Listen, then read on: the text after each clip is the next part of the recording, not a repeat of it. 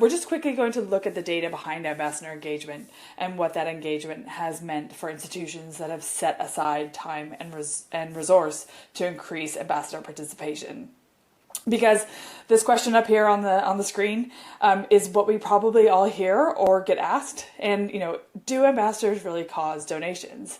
And I'm here to tell you that yes, they do. So here we have a smattering of different institutions represented by the number of gifts made online during a giving day, the overall number in purple, and the contributions received from ambassadors in turquoise. So some of these institutions are from the US, and they've generated thousands of donors, but also smaller institutions such as schools and Oxbridge colleges here in the UK, where donor numbers have maybe smaller, but the impact from ambassadors is still significantly important to their outcomes that they've experienced. Now, on the face of it, it might look like the contribution from ambassadors is minimal compared to the overall number of gifts made online. However, what we're looking at here isn't just the numbers, but what the numbers represent. So in this first example, which is from an institution in the US who has been running a giving day for about 3 years, their latest giving day received just under 3,000 donors made online, and just under 800 of those were from ambassadors. That in itself is an insane number of gifts just from ambassadors. So I just want to take a moment just to look at that. 26% of online gifts came from ambassadors. And that 26% of gifts represents $65,000, which each active ambassador was responsible for causing at least 3 gifts to Giving Day. So if you got those active ambassadors to at least make 1 gift, it would definitely be worth it. But if you're getting those active ambassadors to cause 3 gifts on Giving Day, that's amazing. So this is why we really want to look into this data.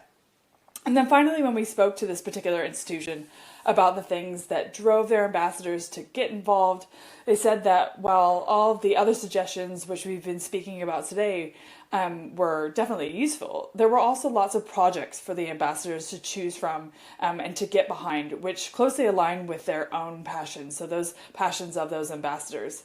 And this decentralized approach to a giving day, where you maybe have some top line funds, some priority funds from the central institution, but then lots of other projects from all across the institution. So when we worked with QUT, they had this approach. They had 4 central funds that they were fundraising for that were really some top line scholarships and research and really important stuff. And then there was also other important areas of the institution that they were fundraising for that really spread across the breadth of the institution to get everybody engaged and involved, and really did help with their ambassador approach and that ambassador engagement. So if you're thinking about how you might recruit some ambassadors, and even some donors for that matter, a decentralized approach to your giving day might help you to do that. But again, some amazing results. And then I've also pulled ambassador data from an Oxbridge college, which ran its first giving day this year. We've seen a lot of these, and it's really great to see this happening. And Oxbridge colleges and schools have a smaller pool to call upon. However, that affinity within these communities is very strong, which makes them great for running giving days. So for this particular college, they had just under 300 gifts made online, with 5% of which were caused by ambassadors. Now you might look at that and say, was the ambassador engagement really worth it for that 5%? And for this particular giving day, it was, because without that 5% uplift from ambassadors, the giving day would have narrowly missed its target by that same amount of donors. So very much worth it. Because if I was in the position where spending a little bit of additional time and minimal budget on ambassador materials was the difference between reaching a target and not reaching it, I'd definitely be opting to spend that little bit of extra time on my ambassadors and getting them engaged. And one of the difficulties that we sometimes have with our ambassador programs is justifying the ROI against time and effort spent recruiting, training, and encouraging participation. However, if you can start to look at that data behind your ambassador program in a way like this, you can really quickly show that the time spent on ambassadors is very much worth it.